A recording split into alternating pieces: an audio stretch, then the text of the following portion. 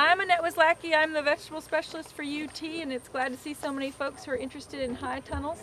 And we're happy to be here at the Rocky Glade Farm, and we thank Jim and Julie Vaughn for having us.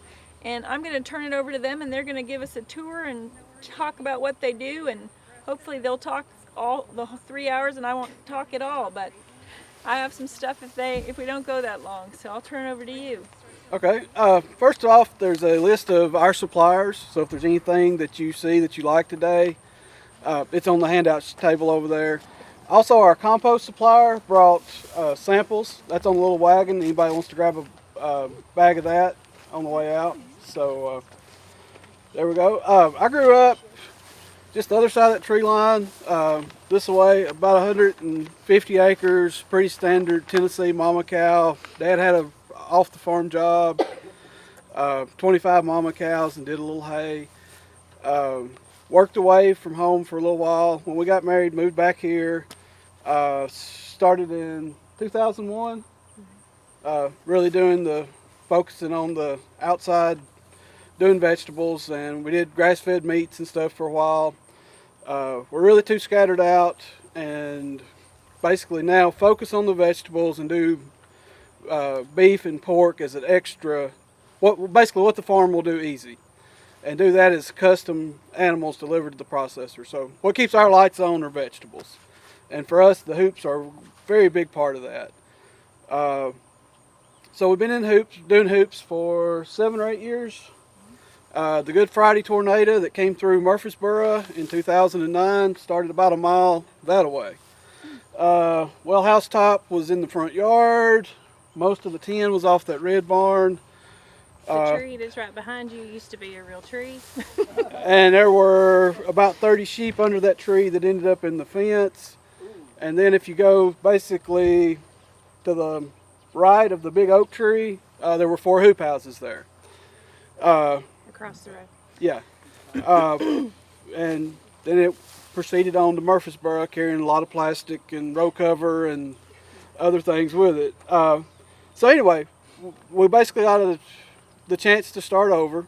Over there were 4 houses, kind of a hodgepodge of different things, used houses we'd picked up and other things. We'd done the winter CSA for several years, so to make that part of our business keep going, we had to have everything back in place by September to do that.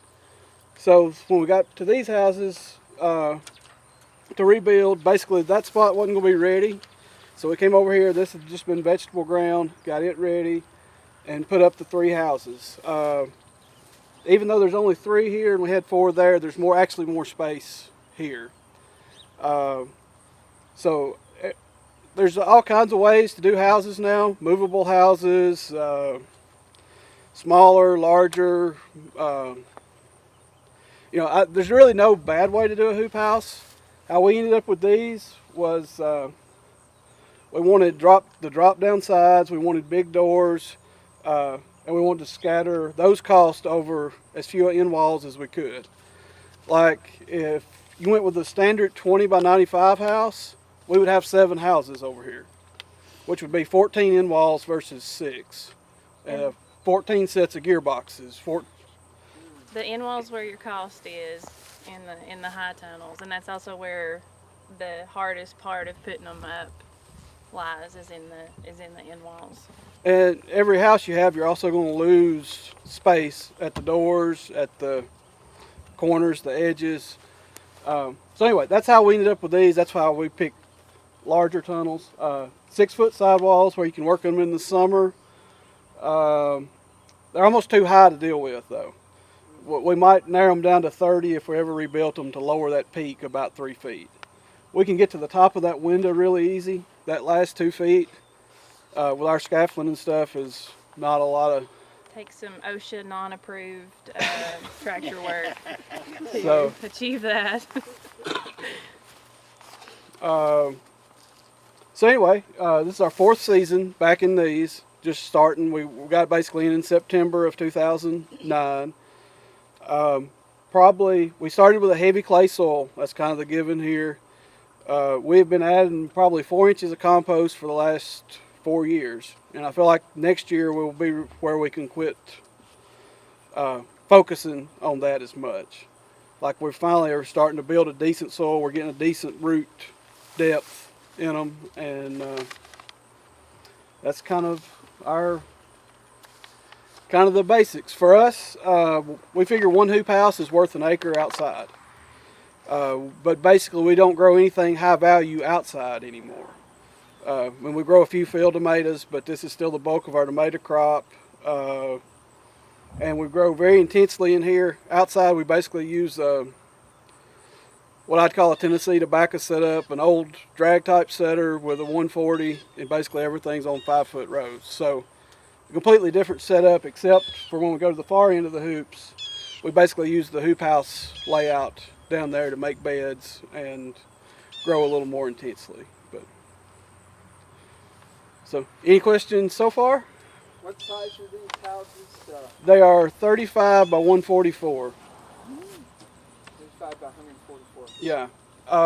What was your idea for spacing the houses out?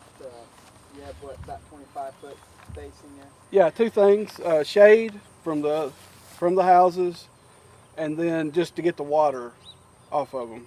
The houses before, we didn't have them hardly far enough apart, and we couldn't get water moving fast enough. Oh, and I guess the other thing would be, one of the reasons we want bigger ones is Dilem's here somewhere. Anyway, we have an 8-year-old and a 5-year-old, and so at the time, 4 years ago, they were little guys, and basically our goal for the winter, you come over here in a 35-degree rain, is to set up camp, empty a house, and then go to the next house. And so with little guys, or even if it's just you over here working, if you're growing all winter, it's very nice, like I said, to be moving to 2 houses, not be moving 6 times.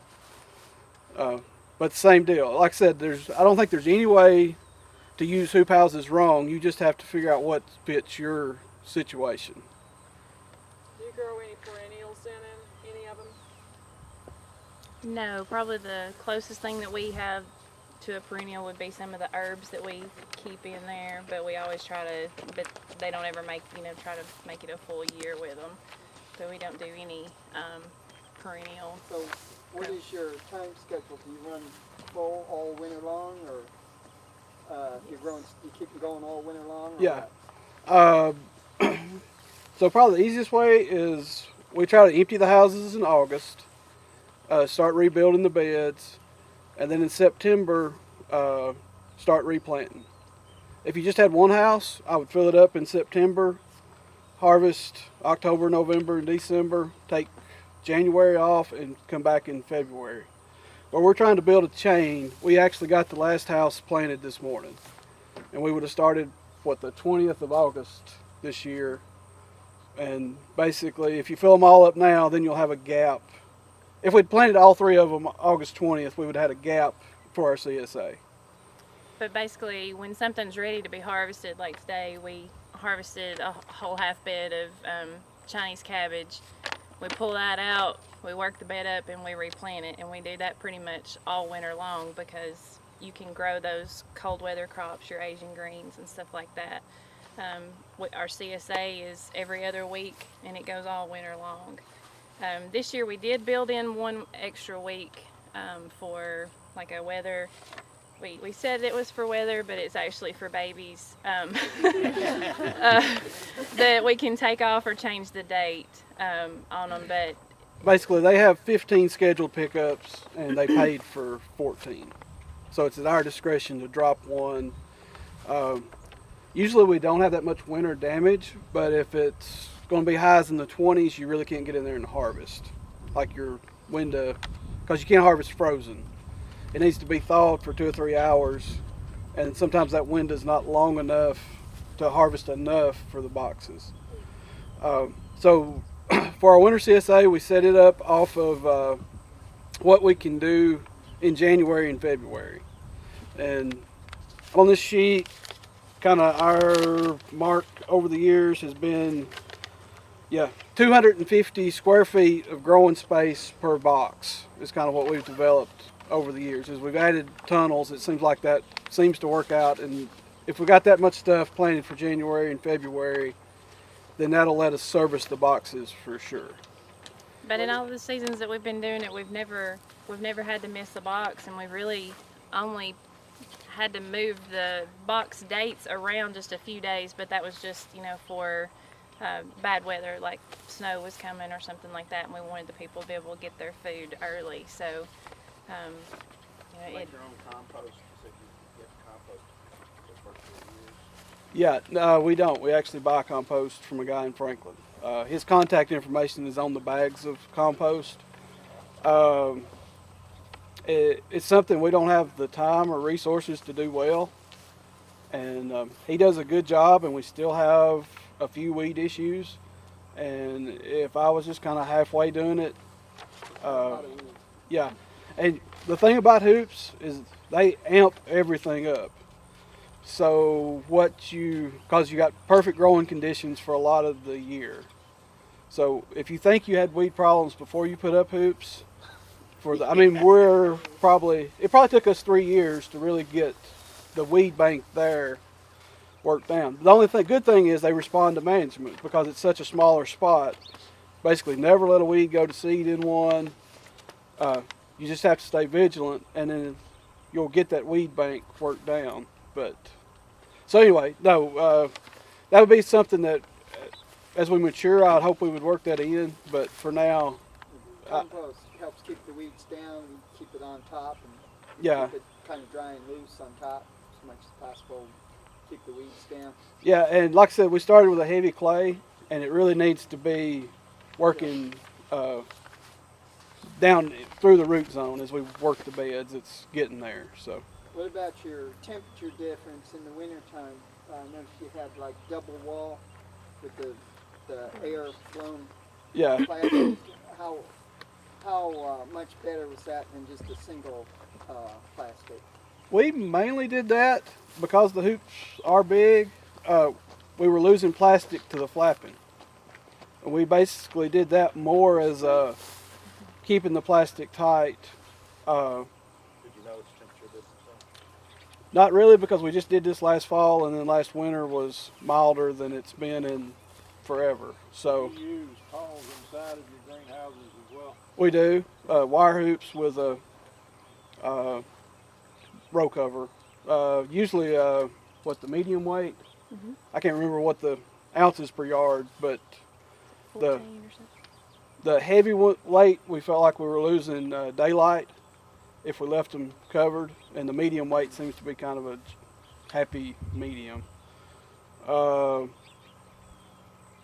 Usually, we've always figured 5 or 6 degrees from the big row cover, the big plastic, and then another 5 to 6 from the smaller row cover. That's without the sun, like be right now, right? That's About 6 degree average difference, or is that average that's for in the whole morning. day? That's if it drops to 20 outside, we'll figure it's going to be 25 in the houses, and then it's going to be Without the 30 sitting under the row cover. And we have the little max min thermometers that we, stick in each house underneath the row cover, just so we can kind of keep an eye on that, and kind of know what the plants have been exposed to, so that if you come back the next day and something's not looking so good, you can check the thermometer and know that it got colder than it should have or was supposed to. So I think we're probably ready to move. I've got the micro sprinklers running in one. If everybody wants to just kind of peep in the door and look at those. We only really use those right now when the heat's too much, when you're trying to get little plants established, especially like in August, you just have to have them. And then they'll come out of here in the next, 3 or 4 weeks, and we'll go to all drip.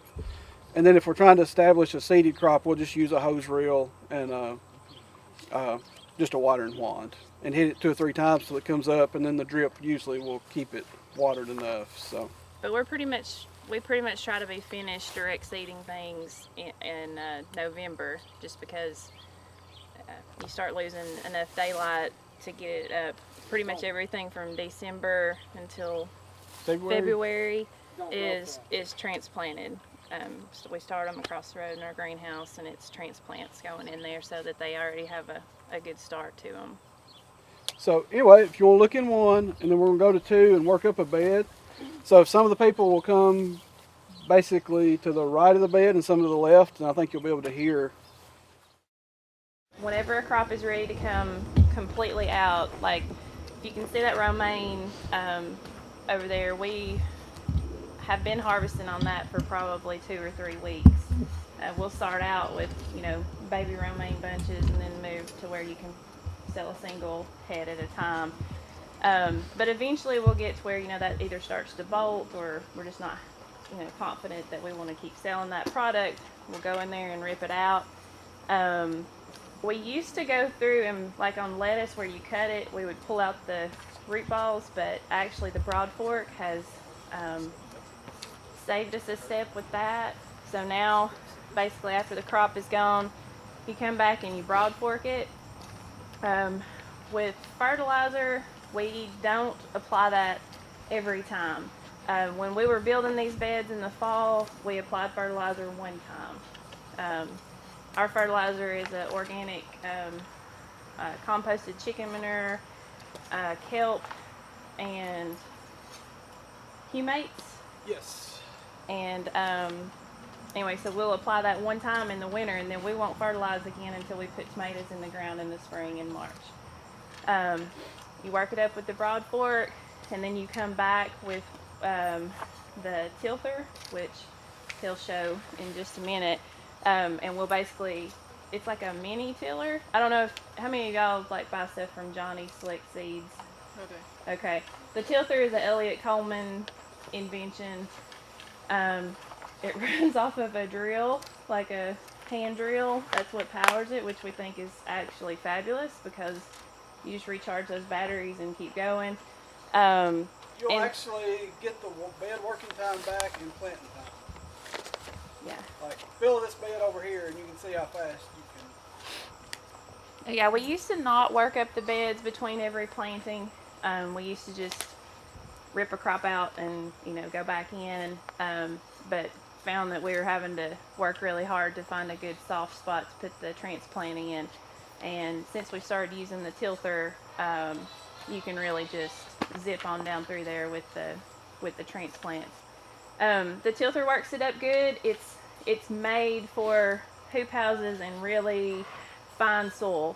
It's not something that you're going to haul out to your field to work because it can't handle the rocks, and it's just made for this really good dirt. It gives you a nice smooth top on it to where if you wanted to direct seed something you could, or if you want to transplant, like I said, it just makes it really nice and soft for the transplant to go in. After we do that, then we put the drip back on the bed, and we'll either plant with the Jang seeder. Do you want to show them the Jang? Sure.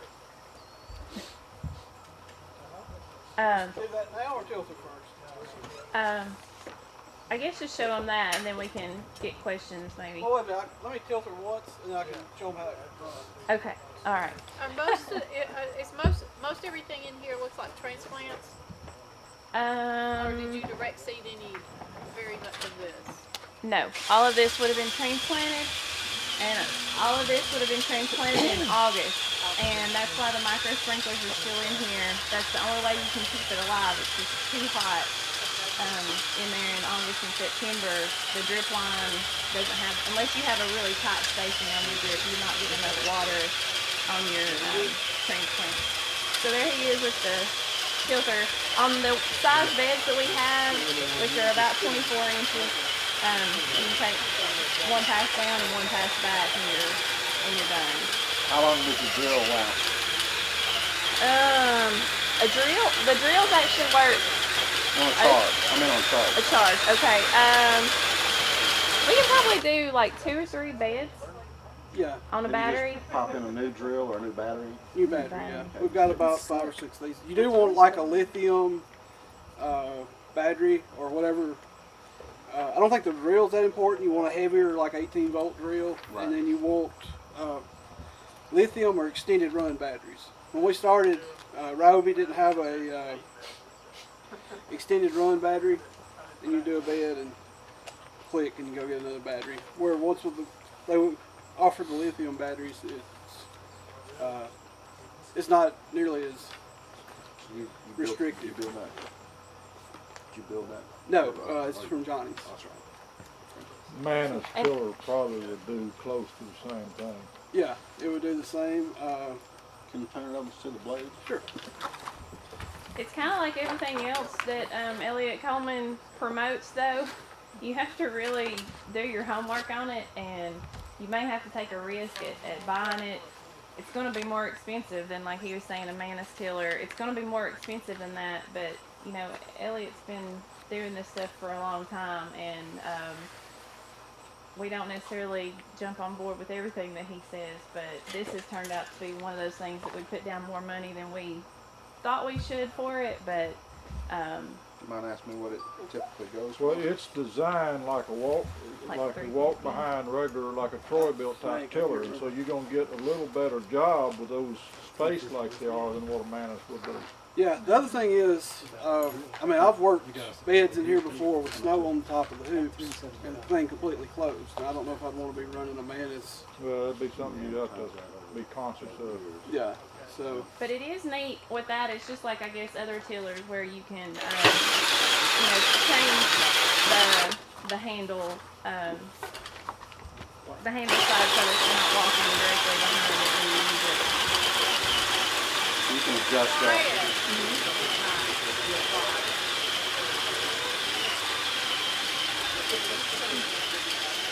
I don't think we'd like my ground to be that way.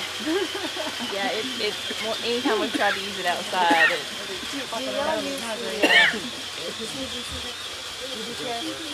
we do carrots, but we plant them with the James cedar. That thing is there.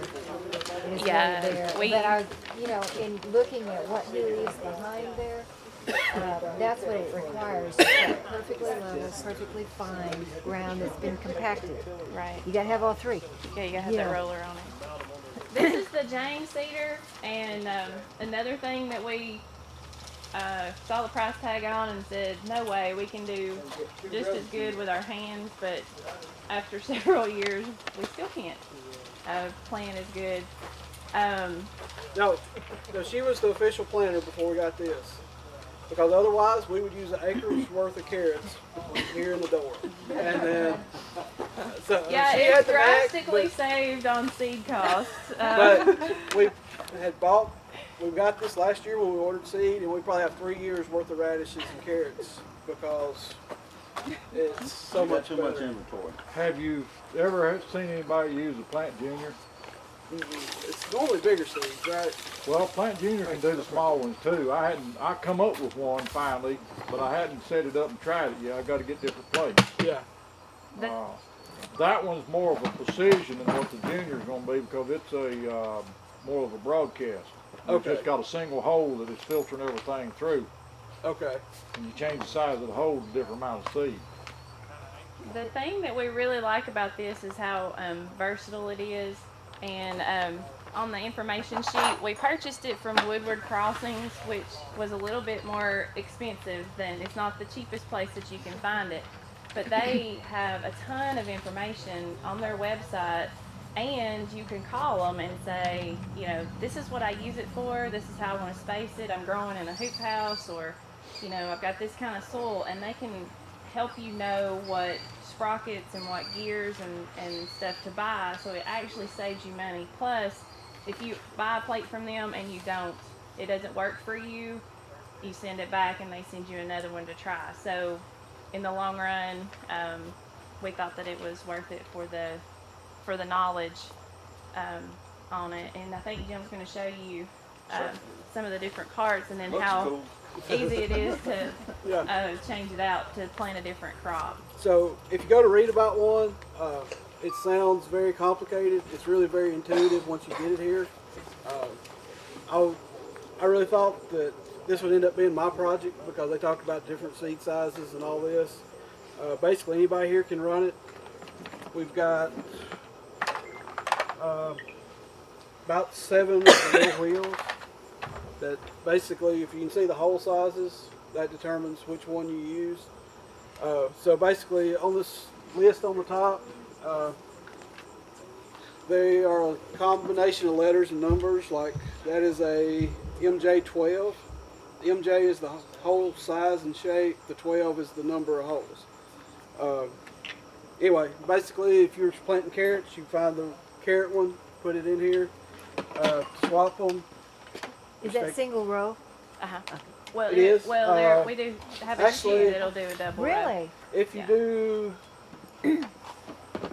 You can get them ganged up too. You can, and you can actually buy these and Well, you I know plant with someone them in the that bought field. some But I put don't behind know. his Our tractor. field, He's got 3 or 4 behind his tractor. yeah, our dirt's not that good. Yes. Yes. Yeah. What'd that cost you? 6 to 8? 6, I believe. I believe that catches it. So, There's another brand out there that looks real similar to them as well.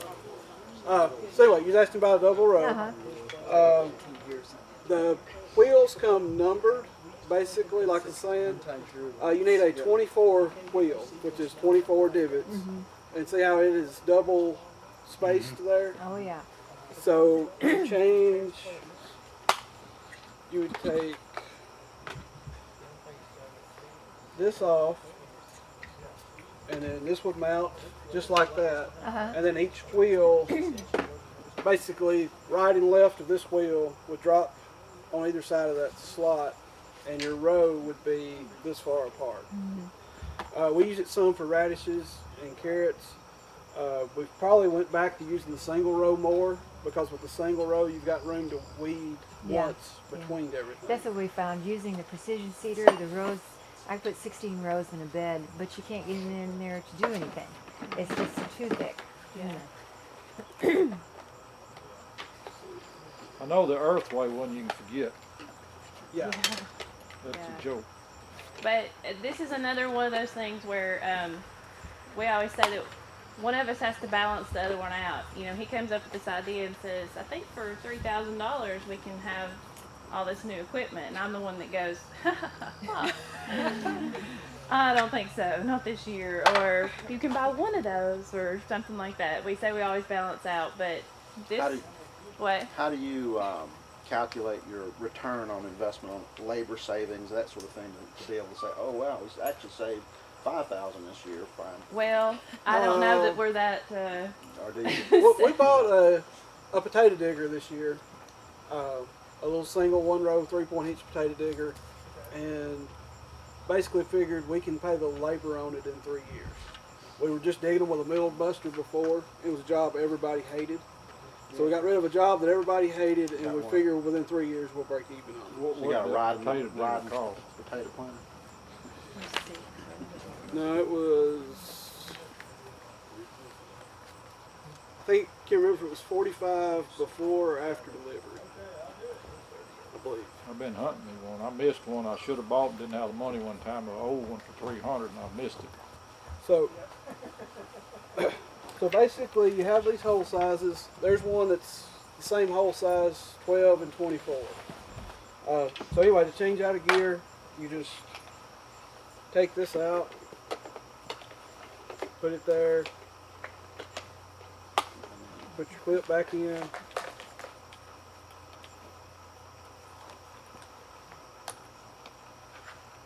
tighten it up. If you're actually seeding, it's always a good idea to put some seeds in before you tighten this up, and then just turn it and make sure everything's coming out.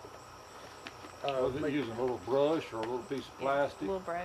Yeah. Flexible? At And the, you can adjust that brush to where it'll, you know, Oh, either if you right on see top it. of the seed I'll or. look at it after we get through. I want to look at it real close. okay. Yeah. Anyways, it's got a brush. You can change the depth on. You pop it back in, and you're ready to go. The other nice thing about it, you just lay it down, dude. That away. There you go. Just come right here. We've kind of come up with a happy medium and really don't use this feature, but occasionally we will change spacing. Oh, what was that? Washers. Washer. Okay. Okay, so everything on this chart is your spacing options. So you can go from 20 inches to 0.5 inches, different things. You basically have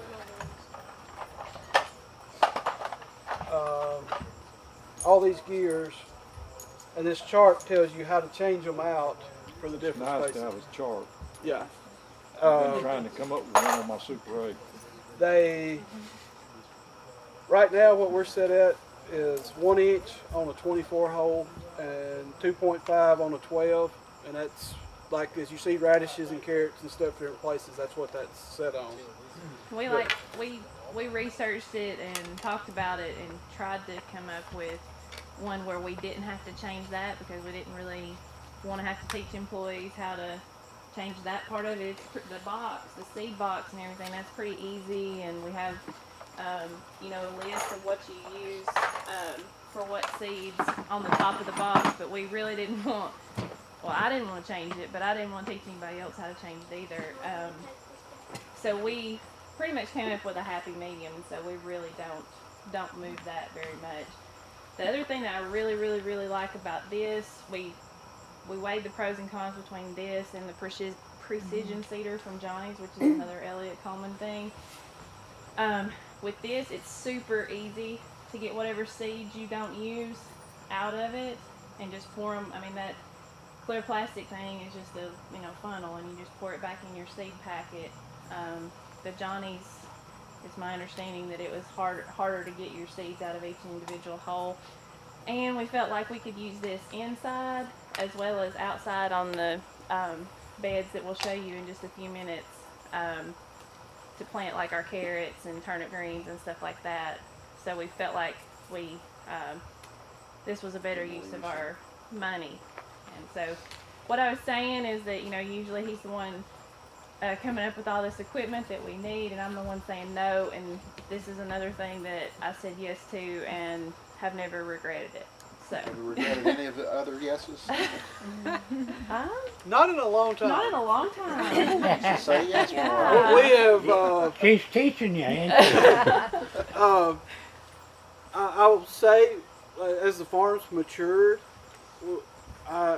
early I probably had a toy tendency, and much more now. I'm much more likely to go, this is a gap in our...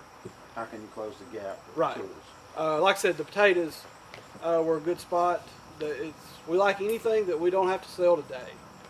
Like, I take potatoes to the market. Store. Right. Well, how do you compensate for the gear ratio? You do it more with wheel ratio? You change Right, the amount with of the holes seed. in your With the seed wheel. plates. No, you change them right here. I know, but you say instead of having to change that, you figured out how not to change it. Right. And you do it with the wheels. With the wheels. Wheels, right You here. Okay. get different spacing and Okay. Like so a you 12 just kinda versus a figure- 24 hole on the wheels. Yeah. Okay. So we pretty well use a 24 for radish, carrots, turnips. Occasionally, as you go up in size, you would use the 12s for.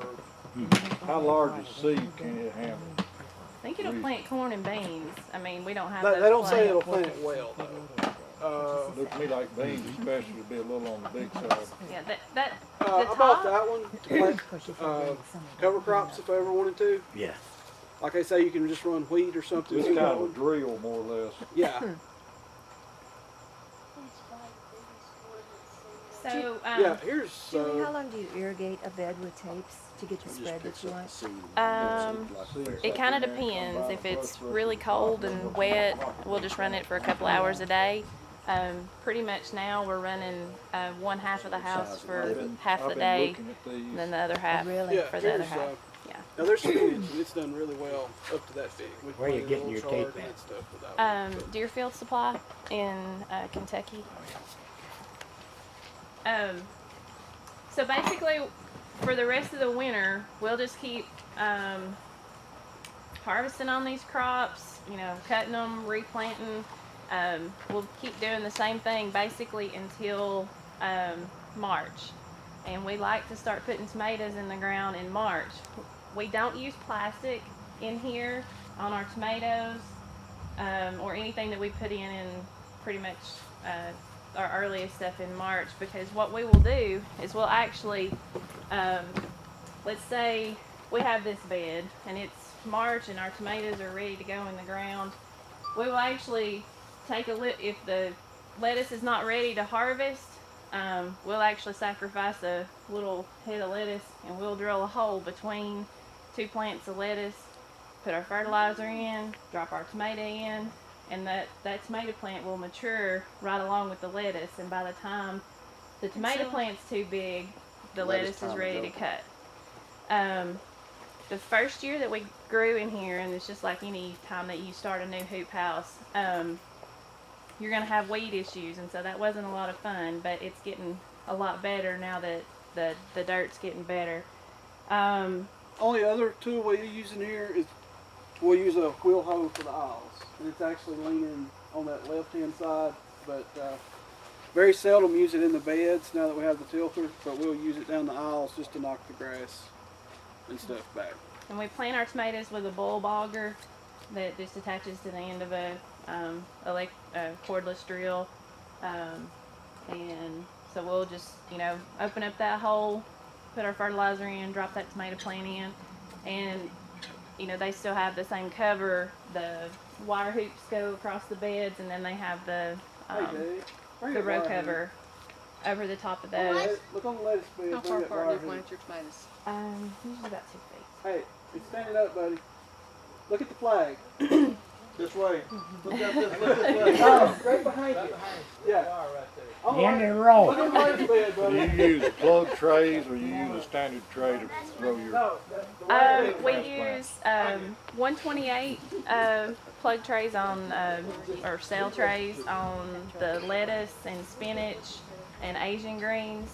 Some Is of it the actually a plug tray, or do you know what the difference is? I don't know. Plug tray comes to a real sharp Oh, no, tape no, at no. the bottom. No, it's just And it's a- a lot easier to get them out. Yeah, it's just a regular 128. That'd be hard getting them out. No, not really. Are you talking about tomatoes or the winter crops? Any of it. We really don't have it. We get a good root ball on there, and they pop right out. So you're not doing soil blocks like No. Elliot does? No. Julie, you started that spinach from seed? It's from seed in the greenhouse that's transplanted into here. The grasshoppers in the fall will devour the spinach seedlings. We've direct seeded twice on spinach in here, and both times, every time it comes up, the grasshoppers get it. They're having a feast at my place right now. I've had just real issues on germination, direct seeded or cell packs, whatever. Yeah. And what variety is that? Tai or emu. And I like Tai better. We've had some of both, and one bed I planted, it's been 3 weeks ago. It's got a real marginal germination. Came back about 10 days later, planted it. It's beautiful. Isn't that? Yeah, and I know spinach is temperature sensitive to germination, but if you grew it in the greenhouse, then Yeah. All right, so anyway, you was asking about the row cover earlier. This would be, was it every 2 steps? Yeah. Uh, 2 big giant steps. Yeah, like that. So for us, this is like about as big as we could go. 2 people that know what they're doing. First thing is with row cover and a hoop, no wind. We'll use a sandbag at each end just to keep it taut, and that's only if it's going to be covered for several days. When we had the 95-foot houses, you could just flip the row covers up at 150. 2 people that know what they're doing, it may take a couple of tries, but basically we go out, somebody stays on this end, somebody stays on that end, and we will cover these up. We use 14-foot row covers, so you get 2 beds, and you can put them all on in 20 minutes probably. Yeah. Probably 15 actually. Or That, one house. One house. No. 15 No, minutes. all of All them. 3 houses. Basically, there'll be a row cover that'll be laying down this aisle. Pull half this way. You'll pull half of it that way, pull half of it that Is way. that go the mats? Do what? Is that the mats, or is that just straight plastic? No, that is Like remade type. The fiber Yeah, Yeah. white. mesh type stuff? I think we got it Blanket over here. then. Yeah, like the fabric protective cover. Yeah. Another thing that we did when we laid these out is we made a walkway halfway down the house. That's more for harvesting, especially if you have something like when you're doing tomatoes. You know, you really need a break where you can get into time or get into harvest them. And they were 1 and 4 again when we built these, so it was much easier to say go to the middle of the house instead of go all the way to the into the house because you know they don't know that they're not supposed to step in all this stuff for a while. So it was easier to say if you want to get on this side of the aisle, go to the middle and come around. So Was no fun carrying tomatoes down a 200-foot row. no. yeah. That'll be one thing about the doors at both ends. Basically, we'll work to the Work for the Like middle we'll out. harvest this this side of the house and pack it out that way, and then harvest that side and pack it out on that end. In the winter, we don't really do that so much. We basically just park, the truck, and because it's lighter and. Do you have any kind of carts when you're harvesting, or do you just walk it out? no, we use trays. The It's kind well, of they too narrow 5/8 to of a get- bushel yellow Are you trays. packing it in the tray that you're delivering to the customer so that you don't have to transfer it? No, it'll be Wash. washed. We'll use two or three different sizes. A lot of times we'll use there's some orange baskets with 2 handles, but You thought about basically we're using that same thing. It'll go to the wash house and be washed. Probably be put back. Our washing facilities are kind of what we could use of the buildings that were here. So basically we have a wash house and a packing house that are about 40 feet apart. So basically it'll be harvested, put on the truck, go to the wash house, it'll be washed, it'll be put back in a box, and normally occasionally we can pack it that way, but normally it'll go to the packing house and then it'll be sorted into different Are you orders. required to wash? Harvest containers, yeah, you need to. To wash the produce? No, but for us, everything keeps so much better if it's wet. Like you'll see it stay fresher, especially like in a walk-in cooler because it's not drying out as bad. But even out of here, keeping everything clean, you're still gonna get dirt off the bottom, like from off this little lettuce. It's still gonna have. If you wash your lettuce, how do you dry it? We don't dry it. It just we dunk it in one thing, and then it goes in the harvest box or whatever, and that has holes in the bottom, and it just sort of drains like that. And then the way that we pack it for the market is to put it in a lettuce sleeve that has the holes in it just to protect it. Because if you take it to the market loose, a lot of times between customers picking it up and stuff, you're ending up with raggedy looking stuff. And wind. Yeah, wind damage in the winter whenever we go to the market. That the plastic is a must. A clamshell type plastic. No, just like a sleeve, like a Bag. Do you Yeah. put anything So in your how water? It's a bag. do you put anything in the water? No, it's just straight. Open-ended bag with slits in it. Then. Yeah. It's And a lettuce bag from Monty's. It's anyway, it tapers. So like a Kind of like a flower. yes. sort of. Yeah, That'd be a yeah, good something comparison. like that. So that way, it's easier to get everything into the bag, basically. Yes. But even though it's not a great shape, we end up using it for lettuce mix and spinach and everything because we like the perforations in it to. Let it breathe. It's like 12 inches. Yeah. So how much of what you produce goes to market versus your CSA customers? How many CSA customers do you have? This year we probably have close to 50 shares signed up. Max 60. So would you prefer to have more CSA customers and less market, or vice versa? Well, we're right. Well, That's you what I was need- saying earlier. For a winter CSA, that's October 20th through the 1st of May. You have to set that off of January and February. You need a certain amount of Does that make sense? January and February is going to be so slow growing. that Right. we can, 50 to 60 is what we can do off these 3 houses in January and February. Okay. And you need a But certain.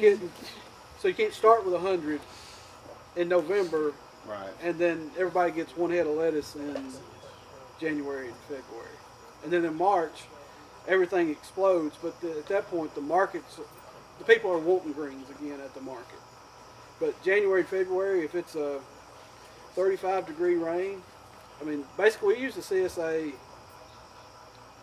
They're a lot of work for us. They're not exactly our first choice. So if you could sell all the same stuff you sell to the CSA at the market, you prefer to do it that way? Yes, but with you winter can't. weather, a 35-degree rain, you can take a truckload of stuff and bring 3/4 of it home. You have to have that CSA group to know that, 120 pre-sold. heads of lettuce is going out of here, to help you know that it's going to be sold. You get your money up front. Some aspects of the CSA are lovely. It gets a little stressful, like he was saying, in January and February when they've had the same thing, in their boxes, and you're going, please grow. You really need some stuff in here to come on. But then we like the balance of being able to take whatever's extra that doesn't need to go in the boxes and market them through our other markets, because that's our income, for the winter. Basically, the CSA pays the bills, and then the whatever you make at the market is, your Juice money. nice money. Yeah. So do So- you also do a summer CSA or just the winter CSA? We also do some. We do Simply Summer, 10 weeks, summer favorites. It works real good with people that have kids in school or teachers. Same deal on that. The niche for us is we needed somewhere to go with early in the week produce. So basically we have either Tuesday and Thursday. I think we're going to swap to more of maybe everything being on Wednesday this next year. But How many do you go in the summer? about the same. That's what we need to do. Because basically anything we pick after on Thursday and Friday can go to the market. So let me ask you this, on demand side, if you had another house, could you pick up more CSA customers? Which drives which?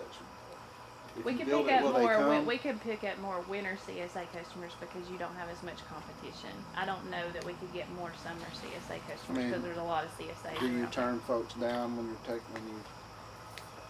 Normally we do, and we increase the number that we were going to take this year.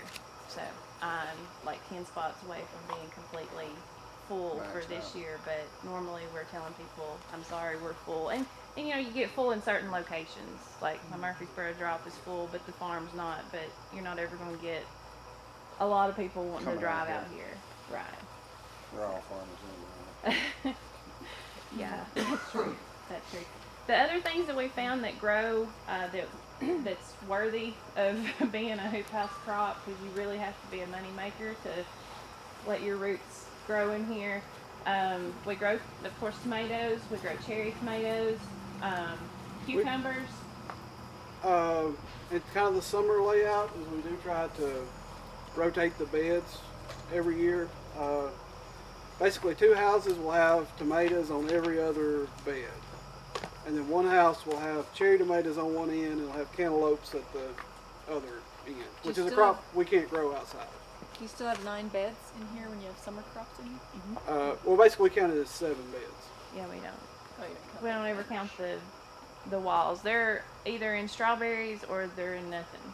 So, Well, we've actually planted purple hull peas in the strawberry holes. and that's just to make. That's not really to get a crop out of. That's more for just keeping the soil cool and keeping something growing in it so it doesn't just burn up underneath that black plastic.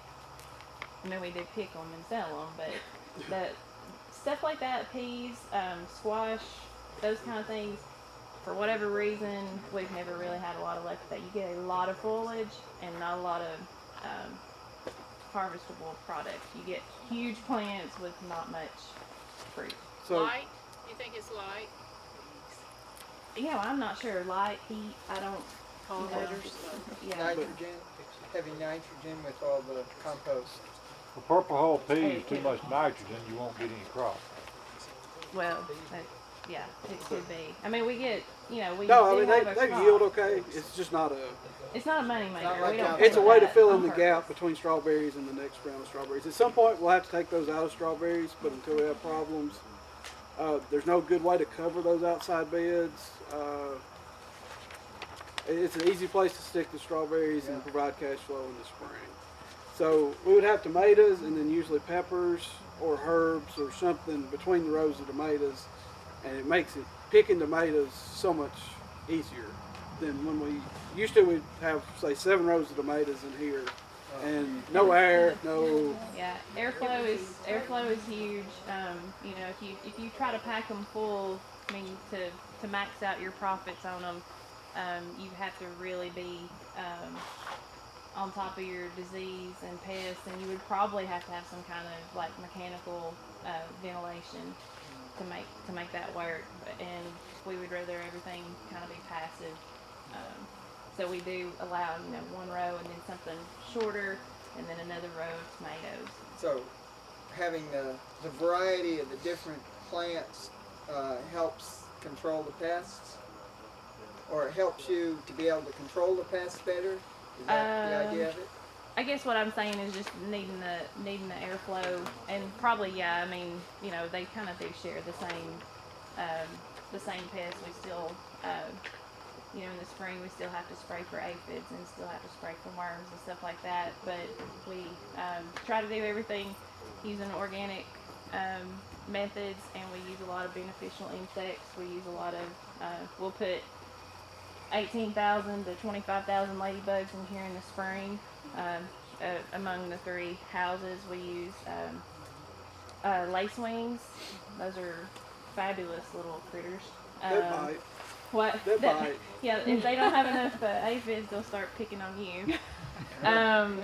We also, you know, we'll get some praying mantis cases and stuff like that. I've tried, like, some of the wasps and stuff like that, and I'm not good enough at this point to know whether that worked or didn't. But aphids and lacewings, I have no money, no problem spending money on those. Well, not aphids. I'm sorry, You lacewings. grow squash? In here? No, it's outside crop. You said Yeah. you grow cattle? How do you deal with your squash bug? We harvest on it and the squash For bugs get the bad and summer then we CSA, turn it under. We plant the other every thing is 2 we have weeks. such a Have you ever heavy heard clay the soil idea of using again. catnip? They rot in the field Supposedly you grow catnip. because it getting rained when it on. starts, comes in bloom, you cut it and spread, just put it on in your swamp, and it keeps them away. Really? Yeah. I listened to a podcast, and that's all they ever talking about is how to get rid of squash bugs. And some guy said if you grow catnip and then cut the catnip and just spread it among your squash plants, it will keep them at bay. Okay. I'm not going to give that a try. Does anybody have any other quick? Okay. One question, how do you deal with, do you have a problem with flea beetles inside? You do? We do. And how do you deal with them? We ignore them to the best of our ability. We have had crops that they just decimate and we just rip them out and say we're not going to sell that. It seems to be like certain times of the year that they're just really, really bad, but then the rest of the year they're not too bad. So we don't really treat or cover or do anything like that for them. Aphids would be our. Toughest to deal with aphids. Yeah. Is there anything that you ever spray on aphids? Do you use We use insecticide? insecticidal soap. And It'll knock them down. That's what my philosophy on that is. I try to keep the bad bug population at a place where my beneficials can handle it. Mm-hmm. And if it ever gets out of whack, then I spray. Because it decimates your No, spray. now the insecticidal soap will not hurt. I try to spray stuff that will not hurt my beneficials. Okay. But I'm just saying, there comes a point, like in the spring, when it warms up and the aphids are You're like having the cavalry. You got to come in and 6,000 help them. babies a minute. That you have to spray to get that down, or your plants are going to get sick and diseased. Which we've actually, for the first time this year, I don't know if it's because it was cooler at the end of the summer, we've over summered ladybugs in this house. Really? Yeah, I just saw some. And actually have larvae hatching now. So, for whatever reason, like I said, we're not sure why, but that's the first time we've done that. Kind of taught our employees, what the larvae look like, and if you're cutting a head of lettuce and there's a, ladybug cocoon on there, lay that over here in the spinach and let it hatch out. So we're, trying to trying to keep it. I mean, they're not cheap. You think ladybugs, but they're not cheap. The shipping will kill you. But You ever brought in worms that way? we've not bought worms before. We've tried to raise worms with not much luck, but we haven't bought one. Do you grow I saw where you grow Hakurai turnips. The Hakurais, Do you buy them organic? The seeds? The seeds we get them from Johnny's. Oh, because we couldn't get the organic seeds last year. Huh.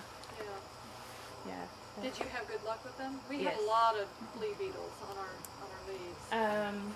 Yeah, we've had good luck on those, and sometimes, like if the flea beetles are bad like that, especially for our CSA boxes, if the greens are ugly, we'll trim them off and send them to them as, you know, just the turnips. Yeah. How do you guys stake your tomatoes? In here, staking the tomatoes, we have to use the 6-foot T-post, like a metal T-post, every 2 plants. Basically Florida weed, but we use T-post. Where out in the field you can use those wood stakes, but in here, even your determinate plants are going to get big and heavy, and you know, you really need something heavier than a wood stake to hold them up in the hoop houses. And if you grow indeterminates, heaven help you, because Yeah.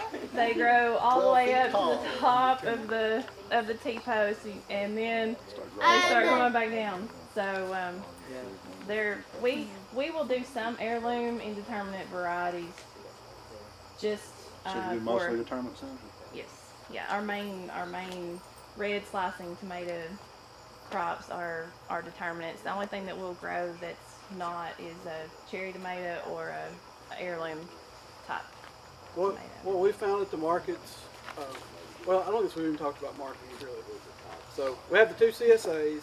We're part of an online market in Murfreesboro that is through Locally Grown. If anybody's familiar with that. Basically, the guy out of Georgia created it, and then you can set up a locally grown market for your area. There's 10 or 15 vendors at that market. Locally grown is Website, less than organic. basically. No, Locally Grown is just a website that has a marketing program attached to it. Basically, just think of it as, instead of .com, it's locally, like our market is Stones River Market at locallygrown.com. Okay. So Like a distribution. yeah, thing. So anyway, we get orders from that. Listed on Saturday, it opens on Sunday, closes on Monday, and you deliver it on Wednesday. So the nice thing about that is you basically have a pick list and you come in and harvest for it. It's not a significant portion, but over the year adds up. And then basically the Franklin Farmers Market, and then we'll do in the summer we'll do midweek CSA drops different places. But so the Franklin Farmers Market's our main market, and at that market, especially trying to get tomatoes out of here early, we'll be one of the first 3 or 4 people at market with tomatoes for about 3 or 4 weeks there. We just need a big, nice red tomato. That's what people want to begin the season. Yeah. What variety do you grow? We grow several different Yeah. varieties. Applause is a very nice, big tomato, but big early tomato, but it comes and goes very fast. So our first set of plants in here will be Applause. Valley Girl from Johnny's is a little tomato that's mid-sized tomato. It usually doesn't set the world on fire for yields, but it never busts. So we've grown it for 10 or 12 years probably. I'm not crazy about it, but we like that it always does something, you know. And then we use Krista's inside and outside for tomatoes, spotted wilt. And tried Rocky Top this year, and it worked really well. 2 heirlooms. One was Tropic, and it looks almost like a hybrid tomato, but has a little better taste. And what was the yellow one? Sunkissed. Sunkissed from High Mowing. It's the first yellow one we've grown that's performed and tasted like a red tomato. Yeah, I really get that. When you grow early, that once it goes and it's done, you take it. What do you do then? Are you putting something back in its place? No, that'd be our August empty. Oh, okay. Basically, we'll try to get at least a half of a house empty as the plants play out, though, we try to clean out some every week when we start doing that. Do you ever have a problem with having surplus, and what do you guys do with it? Occasionally, we've got a few people that'll buy canning tomatoes. Yeah, we'll sell canning tomatoes, you know, by the 20-pound box, and it's usually our customers that want to put them up. We do have a couple of restaurant type things, but that's not really, I mean, consistent enough to be. It's mostly just customers wanting to can But or special events or something. But by what we can grow in the hoops, I'll bring home a significant amount of tomatoes maybe twice a year. I mean, it's not a huge problem. I'll bring home 20 or 30 pounds. I can scatter those out or do whatever. But one of the other things that I was just looking above his head that we did, you'll see the cattle tags across the top that are numbered on both ends. This end of the house, like, is 31, 32. This end of the house will be 41 and 42. It's my job to scout, that's what we call it, at the beginning of the week. It's usually on Saturday, to come look at everything that we have, what needs to go, what's ready, what's going to go in the CSA boxes, what are we going to put on the online markets, what are we going to take to the market. Those are very handy if you have other people working for you, because you can, my job is to write down hoop house, like we're in hoop house 2 right now. Hoop house 2, bed 32, spinach.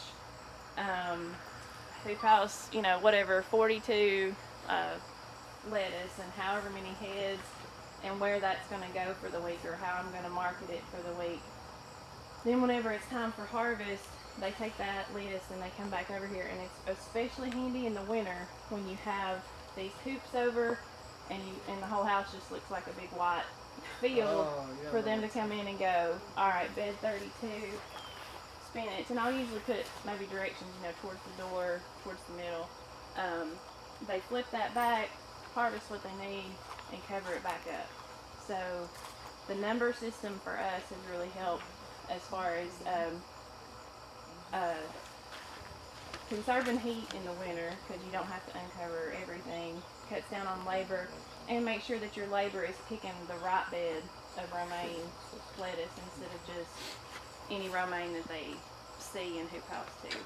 Might be a suggestion. Would it be helpful, since you have posts every so often, is number your posts as well? So 31 between posts 16 and 18. Yeah, we might look into doing that. So far, yeah, do you not zeroing in that? we would be more interested in keeping the houses looking like they do now, where basically it's a half bed or a full So bed. when you It get ready gets to harvest, you piecey. harvest all of that at one time then? Not necessarily, but we are leaning more toward not working up 5-foot sections. Used to, if we finished a 5-foot section, we would go in and replant it. Now we would be more interested in waiting maybe a week and getting a chunk, because by April, it's no fun trying to find 15 heads of lettuce here and 15 heads of lettuce there. So anyway, rather than segmenting it more, we'd be more interested in trying to keep beds uniform. Yeah. How many folks do you have working? Okay. So Kels has been full-time for, this will be her second season? Okay, so it started out just us. Had a little incidental help along. Had a neighbor kid that started here when he was 13. Yeah, Julie would have to help him dump stuffs over the baskets over the fence, and now that's now he's like, Miss Julie, grabbing can 3 I at a get that time. for you? Yes, you can. So anyway, it was us and Tim for a long time, and he'd be here when school wasn't in.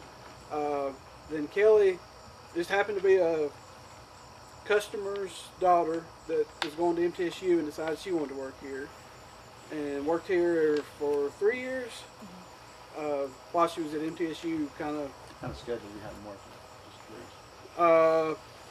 basically that's one thing the hoops helps with is now she's full time, and we may cut back to 4 days a week sometimes during the winter, but usually Full day, 8 hours? yeah, 8 to 4 basically. And then Brian volunteered for a semester, and he's here. Basically, it's us and 2 more people now. Brian's still in school, so he's here just 2 days a week right now. He was here all summer, and we're kind of at the place. My parents are having some health issues. That's kind of taking me away a little bit. We're about to have more little guys. We thought we would have too much help this summer, and basically stayed on top of things and actually gained ground in the summer instead of being constantly behind. So basically, us and I think one full-time and one part-time will be what it'll amount to eventually. Usually, like MTSU is really close, and they have a good and growing ag program, and so it's they come out here for is it the gardening class? It's some class comes out here, and usually you have a couple of students in that class that are serious enough and focused enough that they'll ask you, do you want to, or do you ever let people just come out here and volunteer? And we really would rather have somebody working for us just feel like it's like they're a little bit more committed than if they're just volunteering. So we don't do internships. Well, I mean, the 2 that have worked here have both done internships, but they were already here. Oh yeah, I mean they do internships with the school to get credit for that, but you hire them. But we hire them. Yeah. So. And we put everybody on a 2-week trial that wants to work here. You work here for 2 weeks, and then we decide whether you're going to be long term or not. Well, both ways. Yeah. Because a lot of people think you're coming out here. I mean, you have the people that email and say, I love working in the garden. I like to come out. But this is not a garden. This is this is not a garden. This is work. I mean, this is not 3 hours in the morning when it's cool. This is digging potatoes in the mud and all that, and because the summer, as y'all all know, I mean, I'm sure there's not a person in here that doesn't know, summers are not fun. I mean, that's work. And not that many people know that. They think this is what they want to do until they do it for a little while. In the summer, you're praying for days like today, aren't you? Yeah. So that would be the other thing about the hoops in the summer. We start here. That's the given. It really doesn't. We're going to start here. We're going to get done in here, and then we'll go to the field. But that's the given. But what the hoops do for us, we first 5 or 6 years, it's basically me and Julie. We were doing all we could do in the summer. I mean, that was just probably doing more than we could do long term. But so the hoops were our way of it basically staying not ramping up so much in the summer and adding 4 or 5 or 6 employees to make a living. It's our way to even out the income. And even like today, it came up 2 or 3 tenths of rain last night. Our plan was to dig sweet potatoes this morning. Well, that got scrapped because we had 3 beds of, because we had 3 beds ready to plant over there. I didn't have to call everybody and tell them not to come in today. We planted beds. So for us, it evens out the workflow. It lets us keep employees close to full time, and it lets you keep them year round. And cash flow is year round. Anybody have any other questions? Your hoop houses, are they mechanicized? I mean, do they go up and down by themselves, or do you guys? No, we have the gearboxes on the end are, again, I guess we use a drill for everything around here, but you use a cordless battery drill to roll them up or roll them down. And the curtains have the end wall has a cable. Oh, this would be probably a good time to talk about that. We went with the drop down sides because we had the roll up sides across the road. You get too much wind at the base. The drop down sides are nice, but even today you can start to see where they're sagging and you retie them. There's a string broken. They're really high maintenance. If we're going to do it again, I think we would go to a 3-foot sidewall and then roll them up from there. Because we do spend a lot of time. One way to cut down on this is late November, early December, we'll actually roll them up and then chain them. We've got 2 buckets of just little short chains, and we'll chain them to that curtain rod. And then all winter we'll just use the doors and the upper vents to change it. The upper vents, we didn't have them across the road. We added them over here, and they work really nice. If you have a lot of moisture building up in the top and it's 35 and sunny, you can crack those halfway for 2 or 3 hours and pull a lot of moisture out and not affect your ground crop. So are you saying it's better to pull the sides from the bottom up than from the top down? Is that what you're saying? Yes, these work perfect. The top down, right? Right. These work perfect for the ventilation. Yeah. But maintenance-wise, they're a constant project. Because of the bottom? No, because of the ropes. Oh, because Whenever of the you ropes. get storms, like, you know, in a real heavy wind or something, it, you know, it's almost like it sucks it in here and then whips it back out, and those ropes are not heavy enough. So working the things with the bar on top and everything and dropping them up and down, that part is fine. Yes. That's the way to go on that, for not to raise them from the bottom up. Well, that's what I was saying. I think if we were to redo them, I would actually put a bar on the bottom. I'd put a sidewall in to 3 feet, and then I would start rolling it up. Okay, so you just have a 3-foot opening rather than the full. Which is about all we ever use, even with the drop down sides. But yeah, in other words, you only have to go about halfway with those as a rule anyway. Yeah. So if it's windy out, it's better to do that.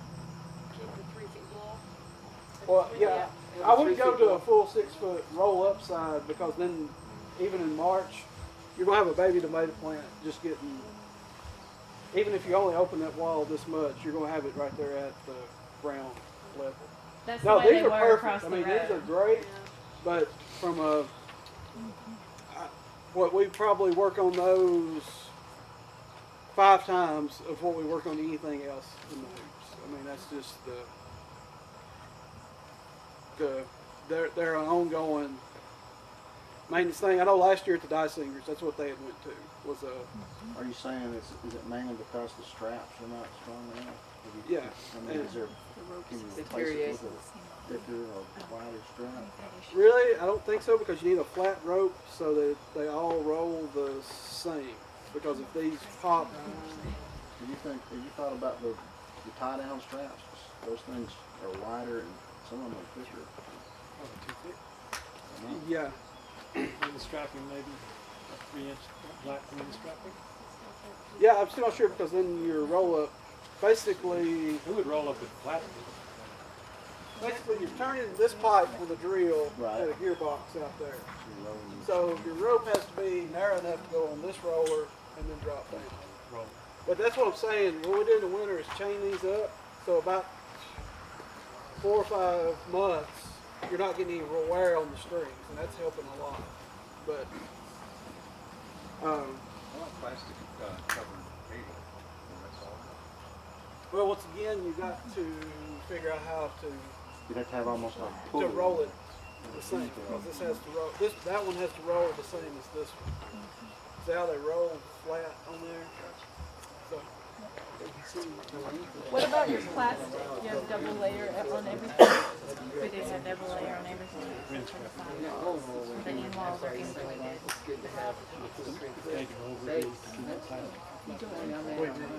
Well, actually, Well, we it is just supposed to be insulated, but our blowers from there, so it doesn't keep it. I don't think we have trouble with them. That hasn't worked.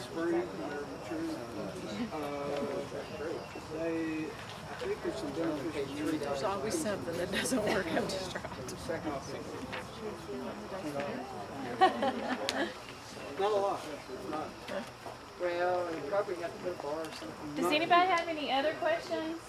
Did you start with 3 hoop houses, the 2 of you? No, we started with one, like a 20 by 96 across the road, and started growing in that. couple of years, and then we would just buy, like if nurseries were going out of sale, going out of business, we would, you know, pick up a used greenhouse cheap and rebuild it. We ended up with 4 across the road, but then the tornado took those out, and so we rebuilt over here, which was very. So we definitely started off smaller and kind of grew into it. And I would recommend that, like as far as giving yourself a couple of seasons to know how things grow, what rate they grow, how you need to replant, and what crops you can, you know, work with in the different seasons. We have any other questions? We want to move down there.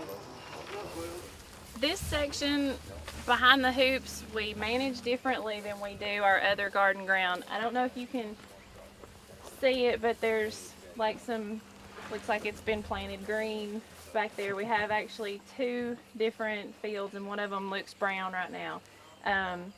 We rotate those. One year they're in garden crops. The next year is planted in rye and wheat for the winter, and the cattle graze it. Then it's planted in Sudex, and the cattle graze that during the summer. And then the next year it gets turned, so we flip-flop them that way. We call those the secret garden and the back garden because you can't see them and employees can't find them. So anyway, those fields we manage because we can't get irrigation back there. We manage them completely different than we manage these up here.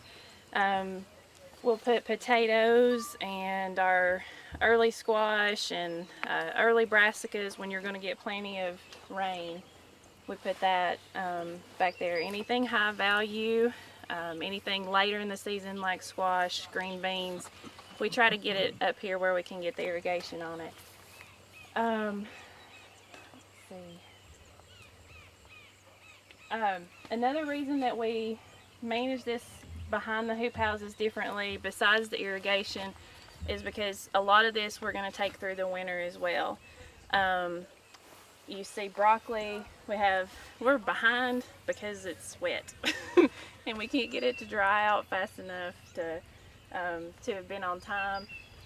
We have turnip greens and carrots and stuff like that, and I have no idea if it's going to make it because we're about a month late on that. But broccoli, Brussels sprouts, cauliflower, collard greens, we will harvest on this, and whenever we start getting a threat of frost, we'll actually put hoops in on these crops. And like, I don't know, has anybody seen the hoops from Johnny's Select Seeds? Okay, so you can get them in different widths. The ones that we'll use on the broccoli are 3-foot widths, and we'll cover that with just a single piece of row cover and sandbag it down. Last year we thought we were going to get rich, and we planted spinach and kale and all kinds of stuff because we thought it would just be dandy to come out here in the middle of winter and, you know, just have rows of spinach.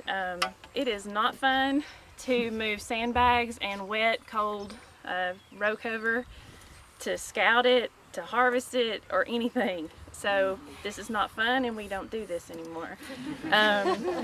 Well, to be honest with you though, we had too many weed problems. If we work on that, that would help. And probably, basically we had rye coming back up in stuff we overwintered, and that was not fun. So, but yeah, the comparison to the hoops, a dry row cover with one sandbag at each end, we definitely didn't allow for how much time we would spend outside on the stuff. So, How much of a frost can you say you think it's going to frost? You go, okay, 30 degrees, we're okay. Or do you say? Well, a lot of this we won't put the row cover, you know, most of these crops out here will tolerate a light frost. when we put the row covers on, it's pretty much our intention not to take them completely back off. We will, you know, lift up the sides or the ends and let it ventilate down through there. So talking about not putting them on permanently, you know, hopefully until close to December, end of November, something like that. Well, we harvested 3/4 of the broccoli last year without covering it, and then had a couple of later varieties or late plants or whatever. Probably like the baby plants over there, like just that were that we ended up having to cover those to protect them. But well, see over there, they're basically there's some plants only 6 or 8 inches tall. So Do you save seed? we don't. Very not much. It's one of those things that we can't do well, and we're, you know, spread so thin that it's kind of one of those things that, you know, lovely when all our children get grown up and one of them says, "Hey, I want to be a seed saver." We'll say that's your job. I'm just But wondering if you see a particular variety that does well when the others suffered, you maybe gravitate towards that type of plant next time because it's hardier in the winter, etc. Yeah, I mean, over 10 years, we definitely have favorites. like varieties and stuff. And we do buy from companies that have other farmers that do that they, you know, save their kale seed or whatever from plants that overwinter really well. It's just something that we don't right now have the time to do ourselves. When do you actually seed your broccoli? 1st of July or? Yeah, end of June, 1st of July in the greenhouse. Actually, we probably had better luck getting it up in June before July gets so hot. Wouldn't that be right? Because used to the goal was to start at the 4th of July, and now we've backed that up 2 weeks to get it hopefully germed and kind of established before you hopefully get the worst of your heat. But I know it's real hard to get broccoli plants for a fall crop. They don't want to bring them in here quick enough. Yeah, that's true. Can you address your irrigation a little bit? Well, I don't know nothing about it. Okay, this is a standard drip outfit. Basically any greenhouse supply place will have it. For us, I don't have great water pressure, so we use low flow drip line so that I can water bigger areas at one time. Where do you get your water? So it just depends on what you want to do. Basically with low flow, I can let this run for about 12 hours and not overwater. But once again, that's how our water pump And works. when do you normally run it, just during the day? Normally I would, this time of year I'm running micro sprinklers during the day and I'll run the drip at night. But anyway, like I said, it's a pretty standard setup. You're going to have some kind of header line, either this blue line or a heavy line that you feed into. You'll need a water filter and a pressure regulator. Once again, I don't have that much pressure, so we actually don't use a regulator on anything that often because when we checked it, we don't need one. But basically use this, and you got to have some kind of connection to connect your drip line. And then the drip comes in different spacings and different flows. So you match the spacing of flow with the crop. Pretty much. I mean, we pretty well use either 8-inch or 12-inch. And I mean, if tomatoes need more water than something else, but if you're watering all at the same time, no, not. We don't really manage it that way. Turn some of them off. The best way is just to manage it at the headliner with your valve on the tube. Yeah. you probably don't go with turn on. I mean, like if we get done with a row of broccoli, then you cut it off. Same thing in the hoops. If there's a row that you don't need to water, but some of the other crops that we'll have out here, that section next to the road, that's new ground for us this year, and we're going to put that'll all be in garlic, which is one of our favorite crops to grow. Does very well for us at the markets, and it's also one of those storage things where you can sell it over a long period of time. Which so we type of garlic do you grow? We like the German white. The hard or the soft? Hard neck, Hard. yeah. we've tried 20 or 25 types over the years, and we'll plant 3/4 German white this time. I mean, that's just the garlic that works here. And When does that go in? last week would be great. 2 5-inch rains 2 weeks apart has kind of, when we agreed to do this, you have visions of there being straw over the garlic, everything's going to be planted, and it never works that way. So We still have the garlic to get in, and then also out here will be strawberry plants. We plant half of our strawberry crop inside the hoops and half outside. And last year was one of those years with, you know, the warm winter and warm spring that the outside berries actually did better than the inside berries. It just got too hot on the inside berries. for us, 2,000 is plenty. 1,000 might be better. We just want, yeah, the strawberries for us, we want them to cash flow in May and to help sell lettuce in May. They can fast become the tail that wags the dog, and if you're growing very much in the summer, you're missing a lot of planting and cultivating and getting your summer crops in while you're harvesting strawberries. I mean, people love them, and I don't know if there's limits to what you can sell, but for us, 2,000 is settled in as kind of the compromise of that early spring cash when you need it, and still having time to get all our other crops in for the summer. So Where do you get your strawberries? We order them with another strawberry grower. Virginia or North Carolina? Or is he in Alabama? I think he's in Alabama. down Anyway, in we have a Hayden- friend that puts out. We help her get to 50,000 plants. Our 2,000 and their 48,000 is Yeah, we how help we her get help a her. discount. Well, I went to Hayden this year and got mine. Triple J nursery, I think. Okay. The ones in Lawrenceburg getting theirs out of Virginia, but I couldn't get on their order, and come to find out the one down there in Hayden is, they're all coming out of the same place. Another thing that you're going to see out here that this is the first year that it's really done anything is lavender. It's bloomed twice now, so kind of unexpected. We're still kind of playing around with that, but we harvested bunches for fresh bunches to sell at the market, and then dried bunches, and then we've actually taken the flowers off and, you know, like put them in the little sachets or in jars to sell for people to cook with. Maybe not been quite as profitable as I'd imagine this would be my thing, where mine's not working out as good as his ideas are. And actually lost that in the middle is 2 years old, and it survived the heat, early summer heat.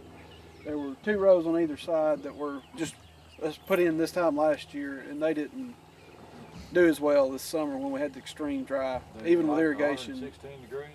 Yeah. Nobody. We do.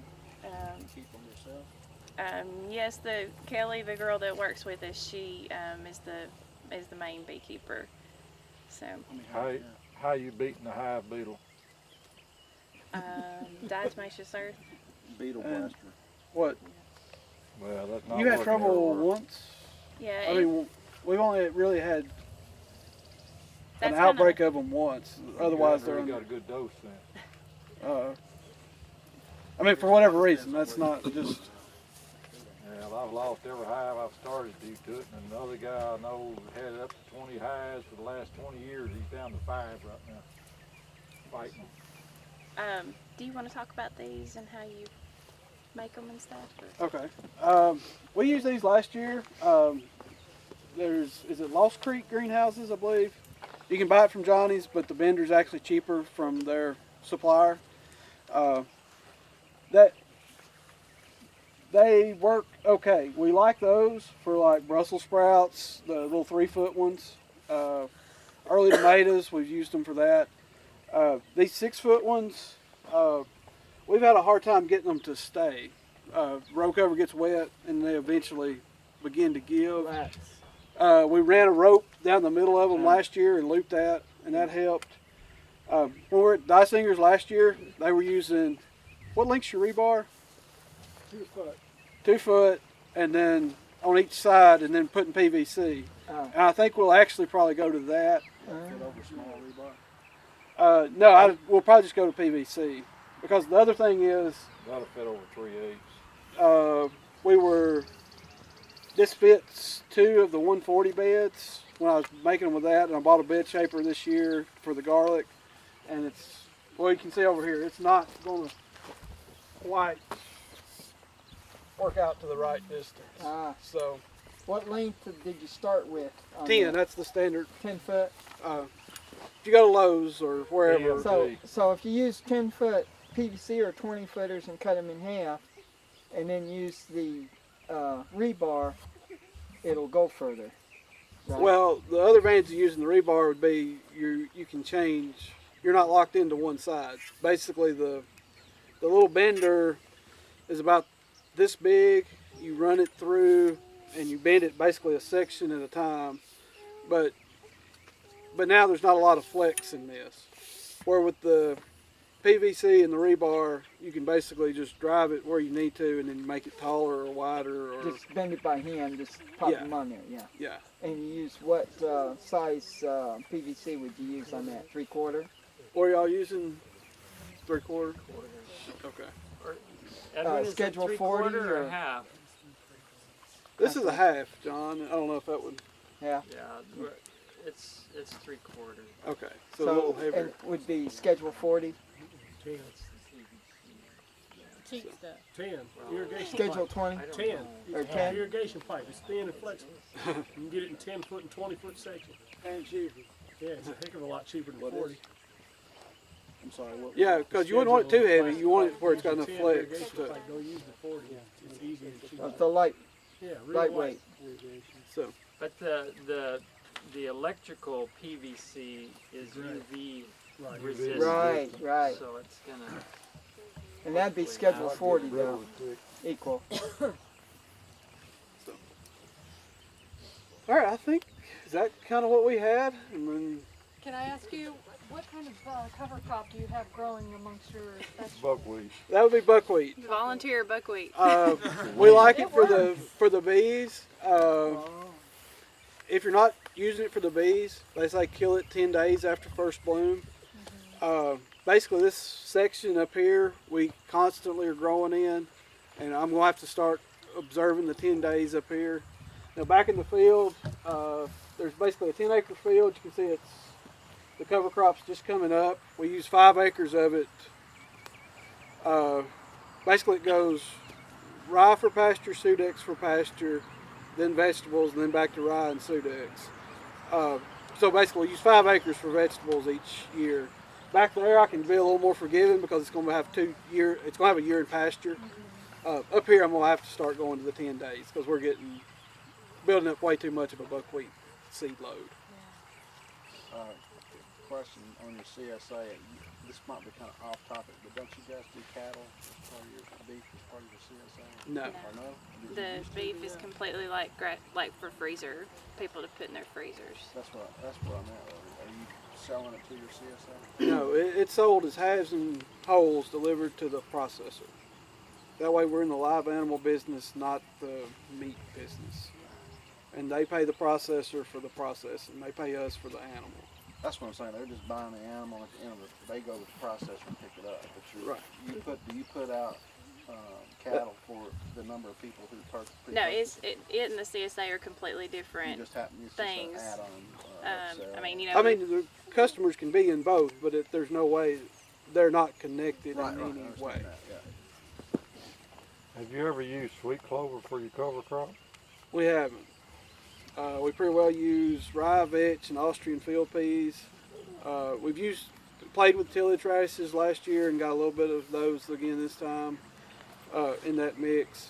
And then use either buckwheat and cow peas or Sudex and cow peas. Like the garlic ground was Sudex and cow peas all summer, just to try to build up the organic matter. So that sweet clover, depending on which kind, can be a lot of organic matter in one season. Yeah. Do you have a question?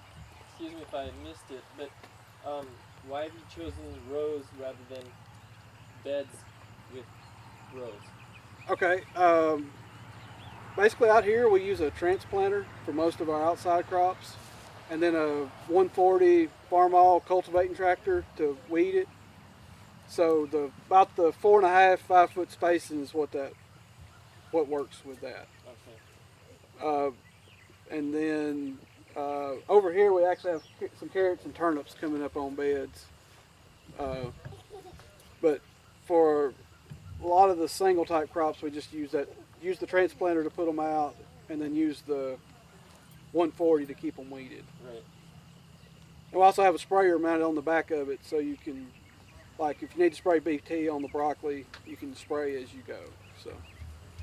Using a water wheel transplanter or a tobacco setter? A tobacco setter. It's an old type. It just has the wedge, and you sit there. It doesn't have the fingers or anything. We basically in the field we'll plant all our direct seeded crops and all our plants. That's what. About like a sweet potato planter, then. Yeah, I guess so. Just sitting there dragging almost on the ground and stick it in the hole. Yeah. And that's, so for us, that's, Dad had it, we got it back out and dusted it off and got it working again. And like I said, that's what we plant: green beans, sweet corn, all our direct seeded crops, anything that goes in the field in a row, potatoes, everything gets planted with that.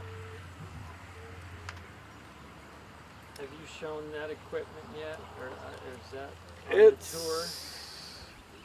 See, the little tractor, the 140 is in the barn. The transplanters are across the road, I think. But I'll take John. Are there any other questions? No. So 3 o'clock. Do you have an hour to fill, or? I probably don't have an hour to fill because I think you guys filled it pretty well, but I will say one thing that we didn't talk about, and I'd like to thank you guys again. That was wonderful. And I think everybody learned a lot. Strawberry production in the winter. This is something we've been playing with in Knoxville a little bit, and I think it really has potential for this area.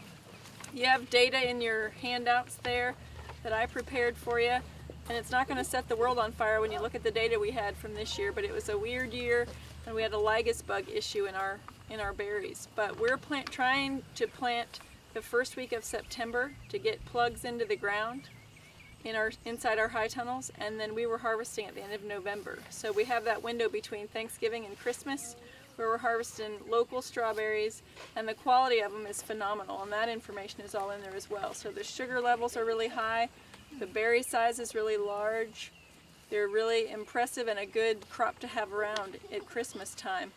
And there's a couple of varieties. We looked at 6 varieties, and that information is in there too.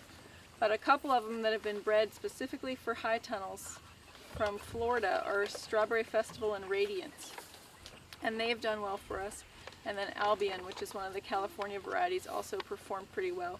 But I really think this has good potential in our area. We have a collaborator in Texas who just had phenomenal yields on his. We had some fertility issues as well, so I think we need to work on that some. But I do think it has great potential for this area. And when you are doing the strawberries, you do need to think about bees in the tunnels because they're closed up for the winter. And you need to have that pollination in there or you're not going to get a crop off.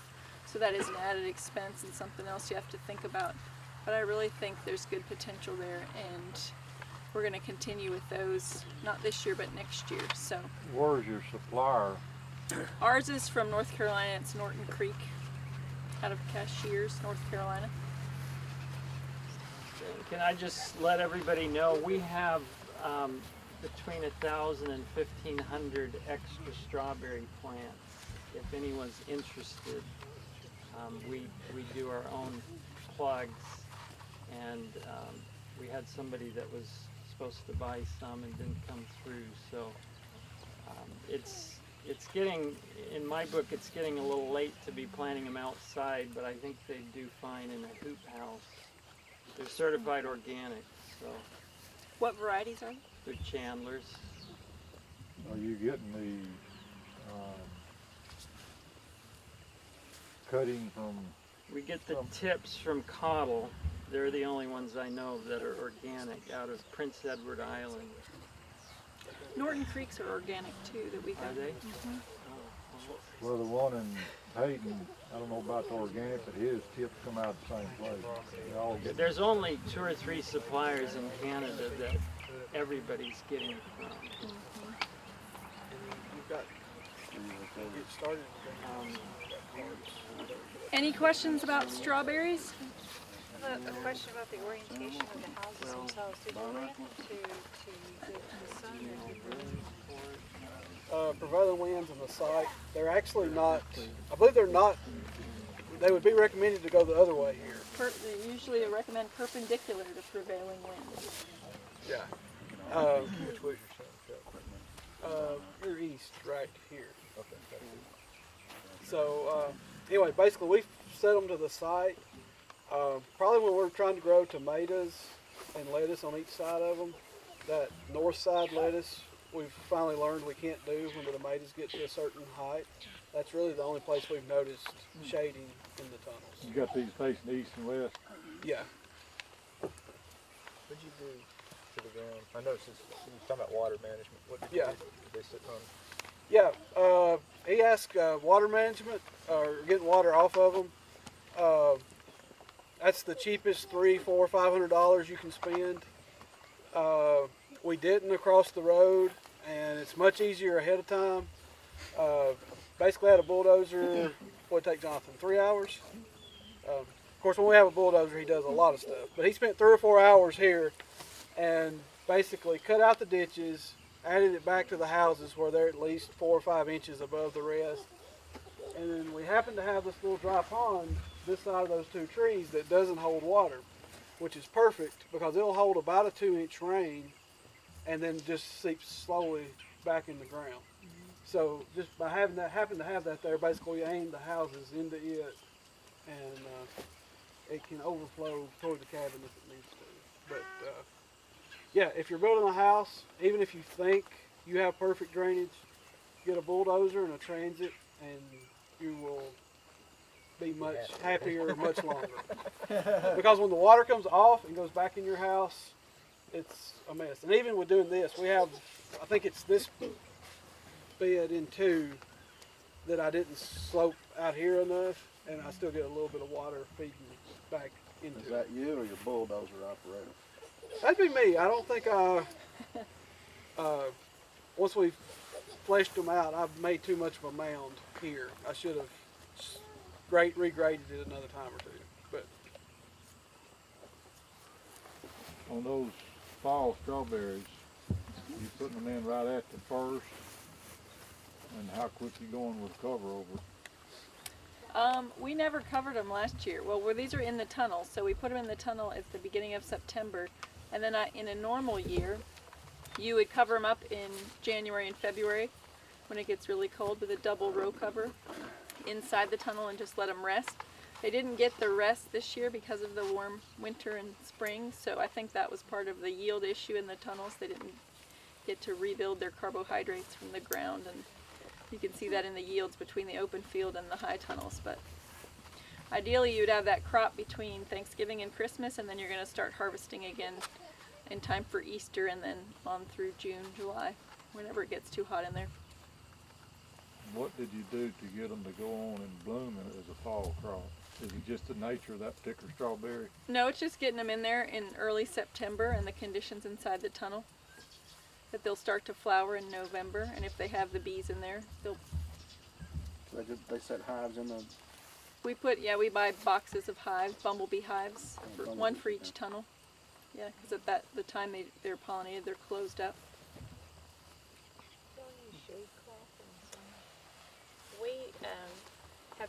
We do have a piece of shade cloth to do one house, but these are so incredibly big and that's so heavy and hard to pull across that we don't anymore. We don't fit on. And didn't feel like we were trying to grow lettuce later and might have gained a week or 2, but not enough. And then in the act of getting the shade cloth on, we cut the plastic, pulling it over, and then lost that piece of plastic. So just the height of the tunnel plus the ventilation is really We have these information sheets that Jim, if you want to know where we get any of our supplies or anything like that, he printed up the names of the places that we do business with, and then just some of the basics, and they're on the table out at the front, along with if anybody wants a sample of the compost that we use. Our compost guys got that in plastic bags, so you're welcome to take that home. On your sweet potatoes, which varieties are you growing? Too many. Lot. Yeah. Basically, Beauregard, Georgia Jet, and Bartleman have all worked here. This is a little more of an experimental patch. There's about 6 or 8 kinds out there. Like some of the Oriental, Did you grow any of those? the white ones, is that what you said? The bunch of Puerto Ricans, which are a creamier one. Puerto Rican is more of a yellow one. Yeah, but not a white, but a different. You can tell they're different. We do have a red-skinned Asian that's a white flesh. It's almost like a potato. You getting your plants out of Coleman or somewhere else? We got them from George's Plant Farm in Martin, and they got some from Southern Exposure, like the all purples and some different stuff. The guy in Coleman's got a lot of them. He's a major supplier in the area. Okay. Yeah, we I usually know he pick, brings them to Lawrenceburg. we usually pick one or two crops a year to try, new varieties on, and this year sweet potatoes was one of them. So we'll see what we get when it dries out enough to get them out of the ground. Will you use the potato plow on them? We will, yeah. We hope. Yeah, we hope we're not shoveling them out. When did you plant them?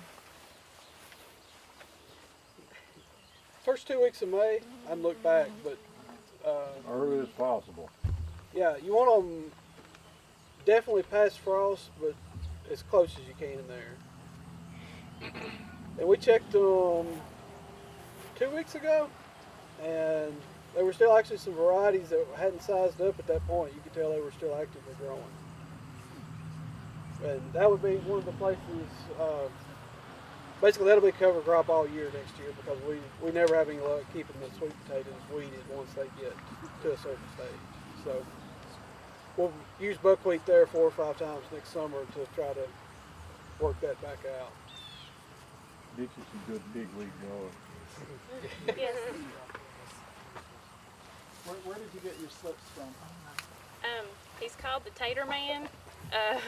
It's George's Plant Farm, and he's in, did you say Martin, Tennessee? He's not certified organic, would be the...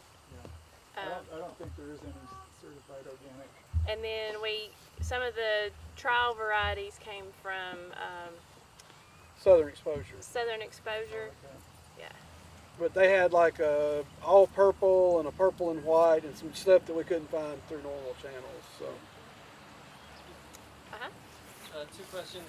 When's your ideal time for harvesting sweet potatoes? Now, till frost, basically.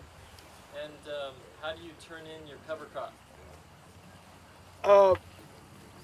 We bought a flail mower this year, which really helps because it cuts it up into 2 or 3 inch pieces. Then we'll use a chisel plow normally and a disc. Mainly just because that's what I started with. I'm not sold that's the best option, but it works. Works for us. So. All right, any other questions for Jim and Julie? Well, please help me in thanking them for a great